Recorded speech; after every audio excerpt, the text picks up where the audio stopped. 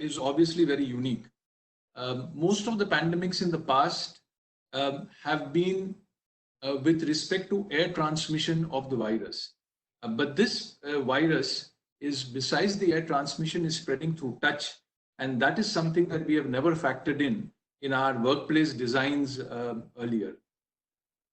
So what I would do is I will focus on two areas of hygiene. One is on indoor air quality and the other is on touch. And my other co-panelist will talk about areas in terms of waste disposal and multiple other strategies to fight this deadly virus. Today, as we stand on the threshold of the opening of the lockdown, the concern for most of us as engineers is to how to ensure that our workplaces are safe when we start operations. So I'll try and focus on that a bit. So on the indoor air quality, as we start our operations of our factories, commercial complexes, offices, there is a three-step approach which has been now certified by multiple organizations to put in place. The three-step approach is cleaning, sanitization, and purification. So there are two parts of cleaning. One is the airflow and the air distribution cleaning. I'm going to talk about that because it is very, very neglected in the Indian context. The other is surface cleaning, which has to be done to ensure that everything is disinfected. Now, if you see the airside cleaning systems that are available today, if you can see, there are robots available, which small robots, they go into a duct and actually sense what is the sort of dirt and cleanliness that is inside the duct. If you can see on the screen, this is a live picture, and this is normally what would you see in an inside of a duct, and this would what happen after the cleaning is over. So once we put the cameras inside, then there are multiple tools like brushes and flexible shafts, whip tools, rotary brush machines, which are then again inserted, and through the help of the robo, the entire cleaning process is done. This is most important presently because after almost 30-40 days of lockdown, we will have to clean up all this before we start. After cleaning, the after cleaning of this whole thing is important. We have got a HEPA negative vacuum machine where we suck all the dust from all these ducts, and the air is trapped through a vacuum machine with a HEPA filter, and only the pure air is allowed to go inside. We have to be very careful that the dust which we get out of the ducts should not be spread around our operational areas. Otherwise, we'll be again back to square one. I just thought I'll tell the viewers that there is a NADCA, National Air Duct Cleaners Association. This is in the US. They have a very beautiful website, and multiple information, standards, codes are given there.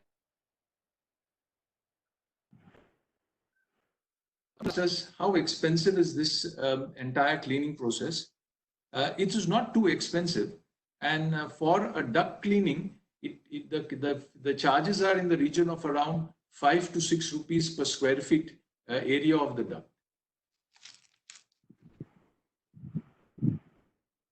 The second part of the process is sanitization. Now again, there is an air side sanitization and a surface side sanitization. The fumigation has to be done. I will focus on the air side a bit. So you have fogging machines and you put in certain cleaning agents. The most popular amongst it is a 3070 Virosol cleaning agent, which is available readily in India, and it is not expensive. And you use the fogging machine and you pass it through the entire air handling unit filtration, cleaning coil, and through the whole duct, and it goes into the area to be sanitized. In fact, large IT parks, large factories, they use this method of fumigation for all the spaces, because that is the only way they can circulate the air. You can switch on the blower after that of the air handling unit so the circulation can happen properly. And this is an important process, and very important for this process is a microbial check. Before and after the sanitization process, there is a very simple microbial check that has to be done and validated and check done through an NABL accredited laboratory, which will tell us what is the microbial count. And it is seen that after the sanitization process, the microbial count drops down by almost 3 to 4 times. So it's an important procedure to be followed while we are reopening our premises. Again, the cost of sanitization is not too expensive. Just for a thumb rule, it's roughly in the region of around 2.50 rupees per square feet of your area.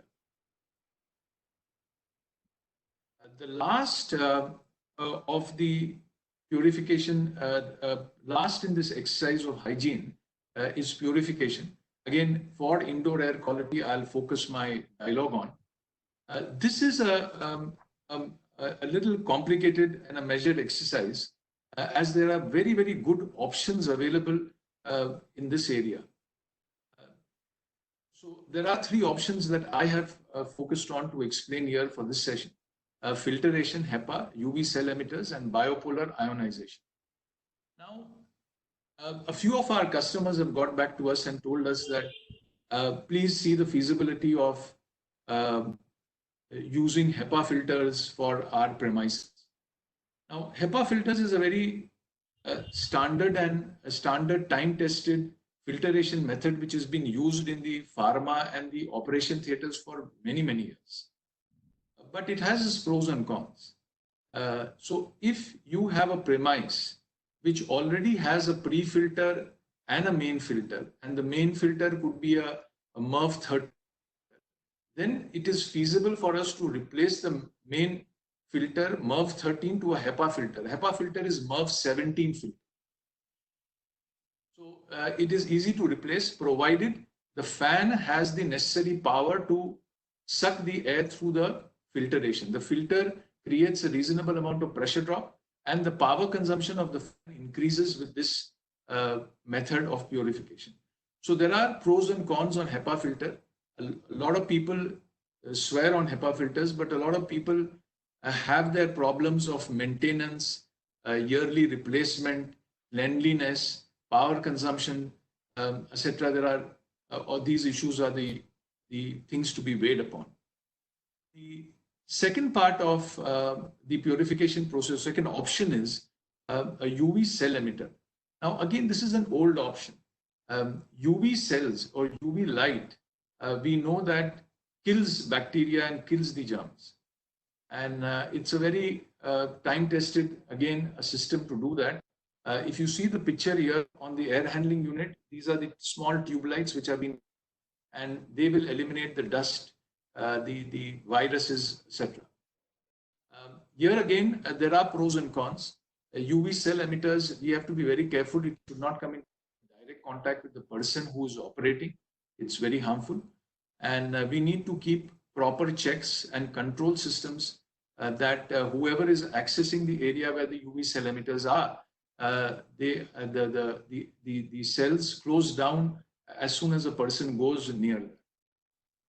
Again, UV cell emitters, it's a inflow purification system. Today, a lot of people are talking about, when we talk about the COVID variety of infection, people are not very sort of happy with the inflow purification system like a UV cell. They are saying that we would like to have an in-room purification system. Because in inflow purification system, there are pockets of the areas that may not be fully cleaned, even with a UV cell. But one advantage of a UV cell emitter is that there is a distinct reduction in the energy consumption if you install a UV cell. Now, there is a good amount of data and research on that, and it is proven that almost 2 to 3% reduction in energy consumption takes place with the UV cell. Biopolar ionization is one of the best today in conditions of COVID. It's an in-room purification system. It emits out a number of positive and negative ions. And if you see the coronavirus, it's surrounded by these spikes, which are proteins, which are positive ions. And the negative ions of the bipolar system, they merge with they react with the positive ions and neutralize the entire particle, and it just drops down. The particle just drops down. So bipolar ionization process is an interesting process, and it is a good process, and it also handles particulate emissions, volatile organic compounds, odor, as well as viruses. But the flip side again of bipolar is that we have to design the system properly. We have to buy the system from a reputed manufacturer.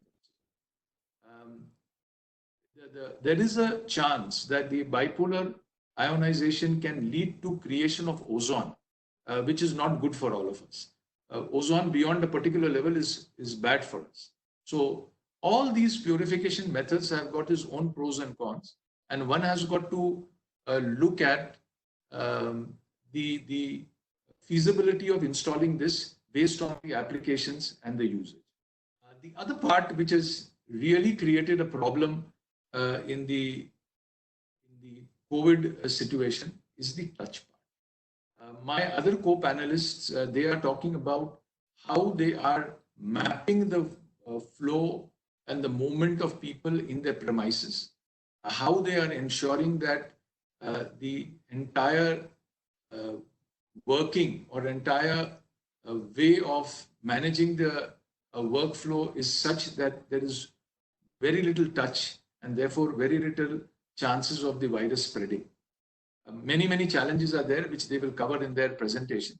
I thought I'll just talk about a few areas. Today, because of this touch, a lot of new areas are being developed. One area is a mobile operated lift. There is a voice operated lift, which is coming out. One of our projects which we are working on, what we decided that we will create a workstation which is exclusive to the person who is working on it, and we will have a task lighting. He will not have to touch any switches or anything for that matter. Other space lighting will be working on occupancy sensors, and he will then manage his own work area, including the cleaning of that. He will keep some disinfection there, and like in the Japanese system, the cleaning can also be done by him for his own work area, because one is afraid to get any cleaners there, as it would again lead to some transmission. I just thought I'll show you a new tap. So there are taps which are electronically touchless operated, but many times we see that they don't work very well. There are a foot operated tap which can operate with a foot lever. There is no electronics in it, and it works very fine. The last, what you see is the underflow air distribution system. One of our projects, the customer has wanting that, including the air conditioning, the lighting, etc., should be very personal to the person who is operating that area. So if you see the last picture there, there is the air conditioned air will come from the bottom. This is again a very time-tested air conditioning technique, and there will be registered or baffles or diffusers at the bottom, where each one can operate his own diffuser and control the flow of air through that. So he can even manage the air conditioning in a very personalized manner. There are a few installations in India, very prevalent abroad. This method of air conditioning is not new. With this, I would like to just say one thing. Being in the business of buildings for many years, at Conserve, we are seeing that this COVID is going to change the way we design and operate our building. And multiple new inventions, requirements, and needs will be created, which we will have to incorporate in our day-to-day design of buildings, factories, commercial complexes, and their operations too. Thank you so much, and you can reach me out at these addresses if you need any further.